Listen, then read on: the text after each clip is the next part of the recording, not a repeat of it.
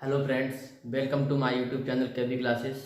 जैसा कि आप सभी लोग देख ही रहे हैं कि आज हम चैप्टर 7 निर्देशांक ज्यामिति को शुरू करने वाले हैं। ठीक है, इसमें क्या है कि जो क्लास 10th का ये चैप्टर 7 है निर्देशांक ज्यामिति। इसमें जो आपके टॉपिक दिए गए हैं, अगर हम टॉपिक की बात करें तो टॉपिक में हमें दूरी सूत्र दिया गया है।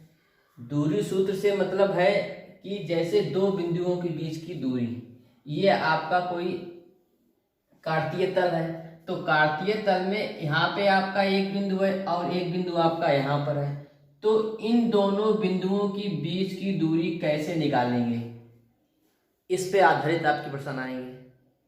दूसरा टॉपिक है हमारा विभाजन सूत्र। विभाजन सूत्र क्या है?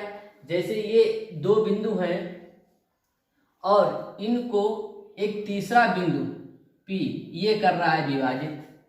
ठीक है, मान लीजिए 1:2 के अनुपात में कर रहा है विभाजित, तो इस बिंदु P के निर्देशांक ज्ञात करना।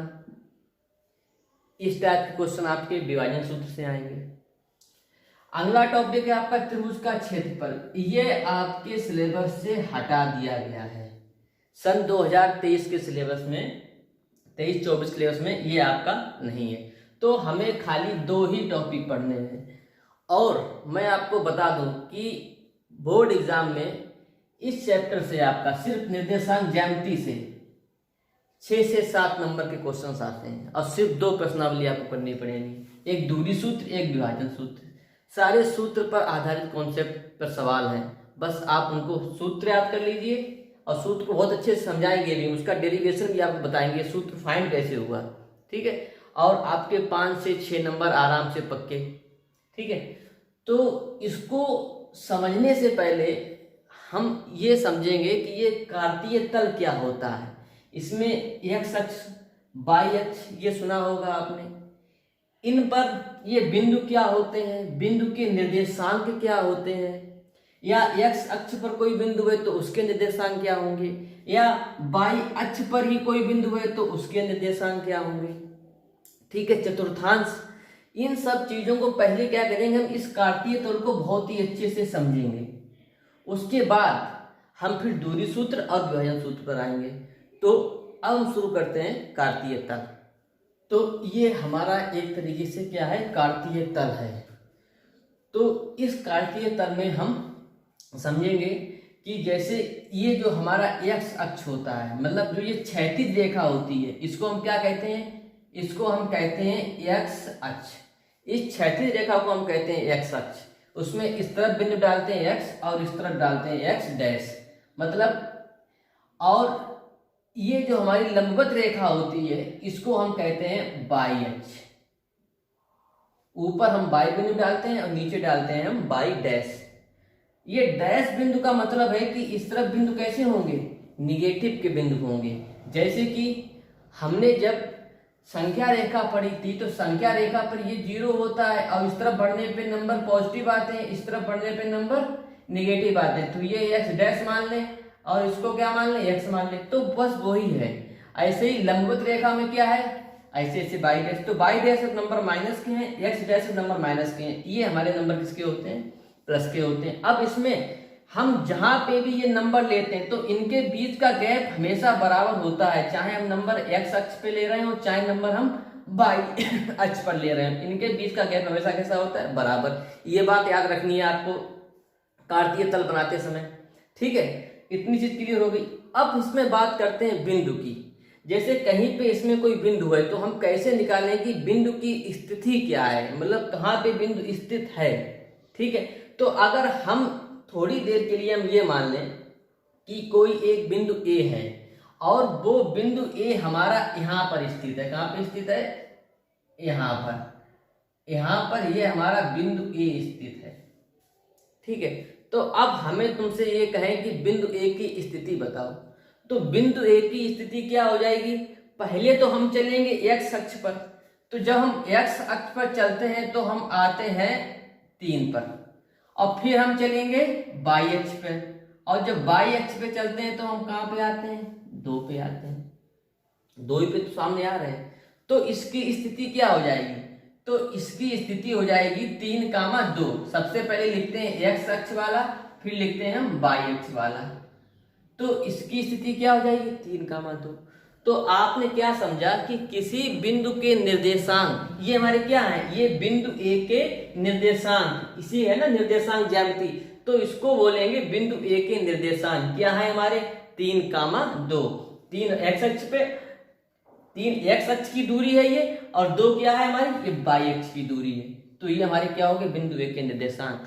तो अब हम आपको 1-2 एग्जाम्पल समझाएंगे और उसको बहुत ही अच्छे से आपको देखना है, बस उसी को समझना है, आपको ये पूरा कार्तीय तक समझ में आ जाएगा। जैसे कि हम मान लें किसी भी बिंदु के निर्देशांक, किसी भी बिंदु के निर्देशांक, किसी भी बिंदु के निर्देशांक क्या होते हैं, एक्स वाई होते हैं। स्मॉल एक्स स्मॉल वाई बनाएंगे, ठीक है। जैसे हम यहाँ पे बात करें एग्जाम्पल हमारा ए, ठीक है। तो ए बिंदु के, तो ए बिंदु के हमने क्या निकाले निर्देशांक, ए बिंदु के निर्देशांक में क्या निकाले, 3, 2। तो एक्स बराबर हमारा 3 हो गया, और वाई बराबर हमारा क्या हो गया, 2 हो गया। एक बात, अब इसी में जो ये एक्स अक्ष होता है इसको हम कहते हैं भुज, क्या कहते हैं, भुज कहते हैं। और ये बाई होता है इसको हम क्या कहते हैं, कोट कहते हैं। इसको हम क्या कहते हैं, कोट। इतनी बात क्लियर हुई आपकी। अब कहीं पे भी कोई बिंदु हो हम आराम से निकाल सकते हैं, ठीक है। तो यहाँ पे हो बिंदु, चाहे यहाँ पे हो, तो हमें क्या करना है, सबसे पहले चलना है एक्स अक्ष पे, फिर चलना है हमें बाई अक्ष पे। तो हमारे को क्या आ जाएंगे, किसी भी बिंदु के निर्देशांक आ जाएंगे, ठीक है।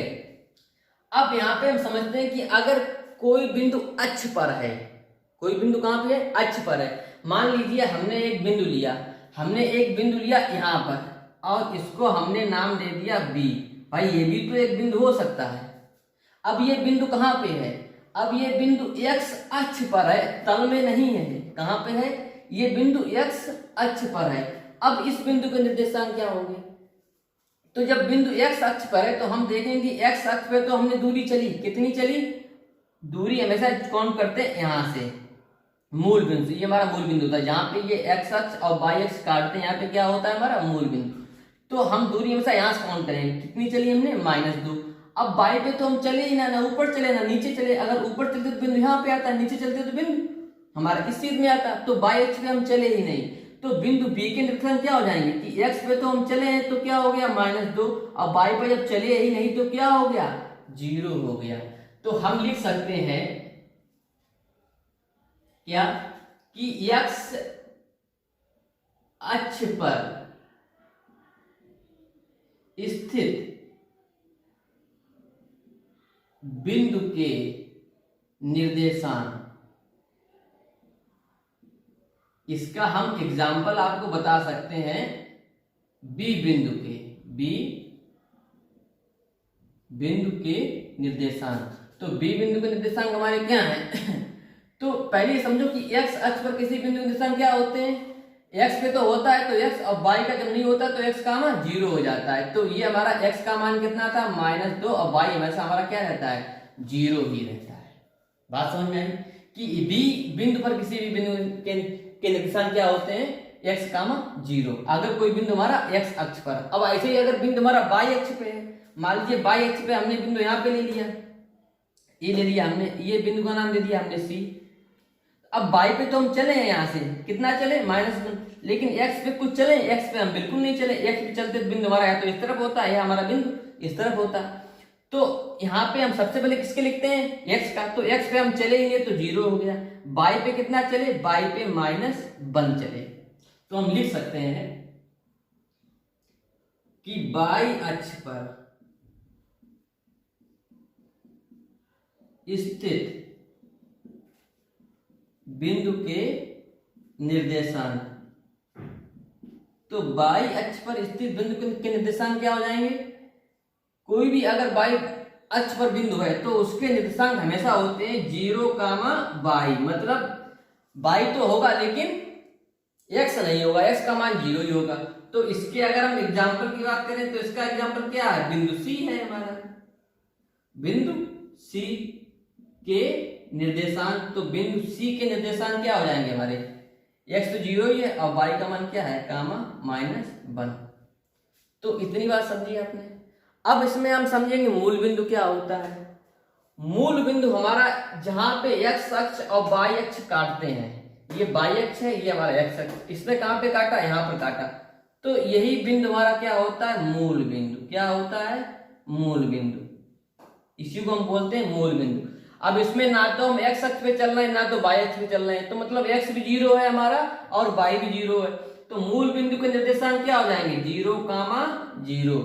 ये होते हैं मूल बिंदु के निर्देशांक, क्योंकि वहां पे ना हम x अक्ष पे चलते हैं ना ही हम y अक्ष पे चलते हैं, तो ये हमारे हो गए मूल बिंदु के निर्देशांक। ठीक है, तो ये सब है आपका कार्तीय तल। कार्तीय तल में जो बेसिक जानकारी है वो इतनी ही है। ठीक है, अब जब आपको ये चीज समझ में आ गई, इसमें अच्छा इसमें चतुर्थांश और समझ लीजिए।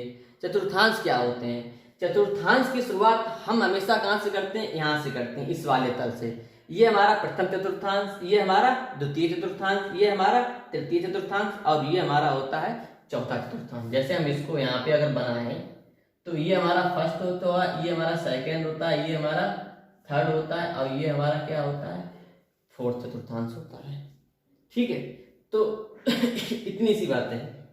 ठीक है, तो अब जो आपका चैप्टर है 7, उसमें पहला टॉपिक जो आपका है निर्देशांक ज्यामिति के अंतर्गत दूरी सूत्र। तो हम दूरी सूत्र को अब समझेंगे और उस पर आधारित सवाल लगाएंगे। तो इसमें अगर आपके हम दूरी सूत्र की बात करें तो दूरी सूत्र, जैसे मान लीजिए ये कोई तल में आपके दो बिंदु हैं, ठीक है, ऐसे आपका तल है और ऐसे आपके क्या है, कोई दो बिंदु A और B बिंदु है। ठीक है, तो ये आपके A और B क्या है, दो बिंदु हैं। तो A बिंदु के निर्देशांक मान लीजिए x1, y1 है और B बिंदु के निर्देशांक क्या है, x2 और y2 है। तो इनका सीधा फॉर्मूला ये होता है कि AB बराबर under root x2 minus x1 का square plus y2 minus y1 का स्क्वायर। इसको हम मान रख के सॉल्व कर लेंगे तो हमारी AB की जो डिस्टेंस है ये हमें मिल जाएगी।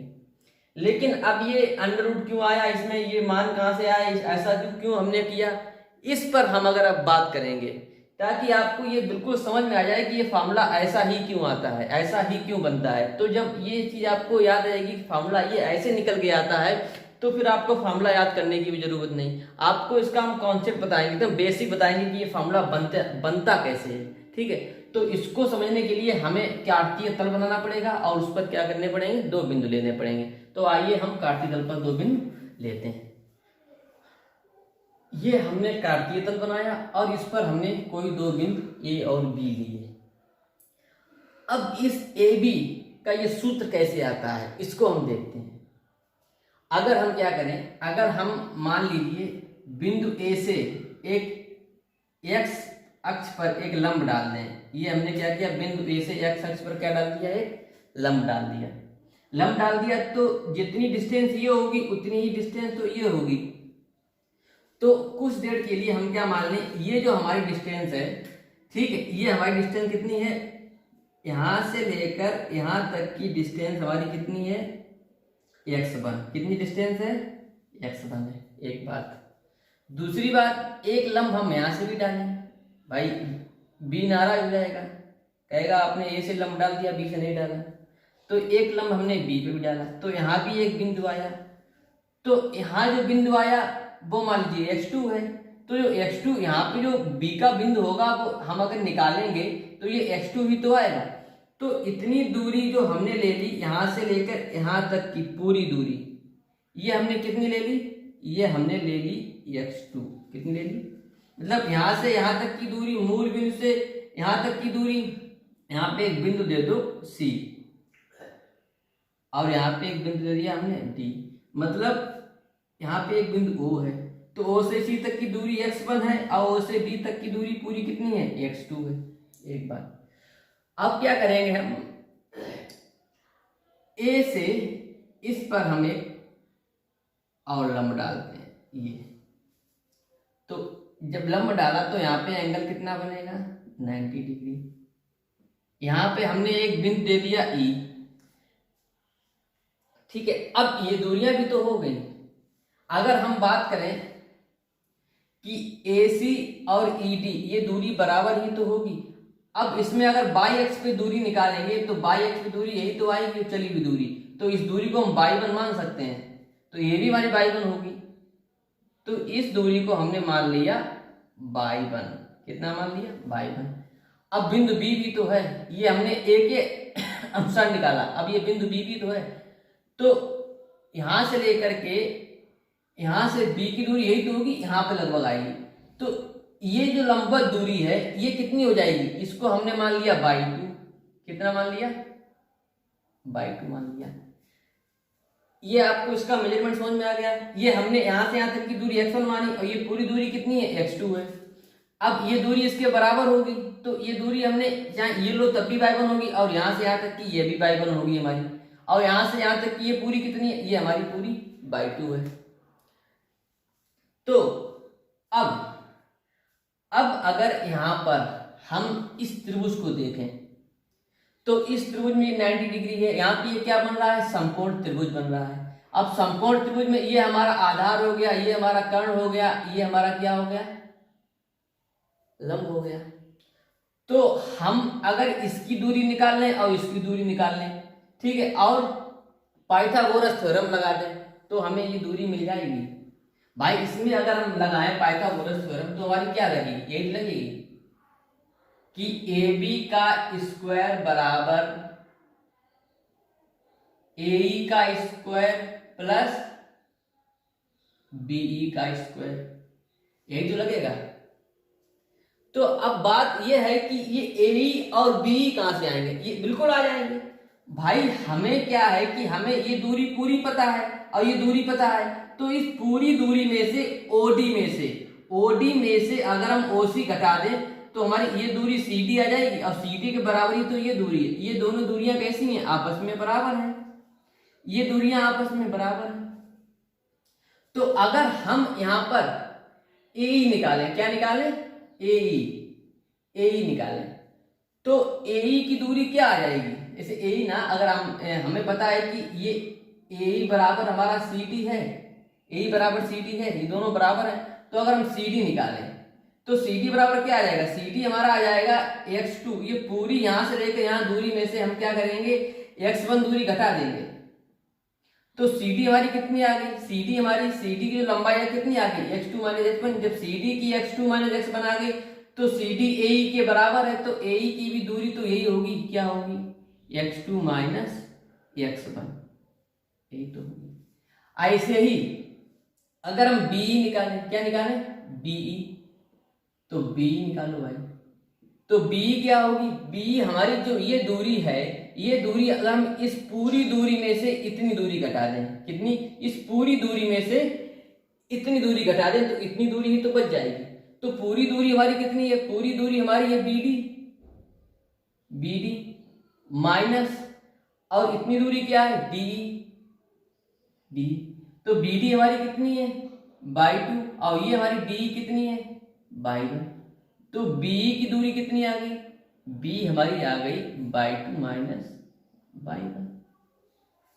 समझ में आया, ये हमारी दूरी आ गई। अब इसमें खाली हमें मान रखना है, तो AB स्क्वायर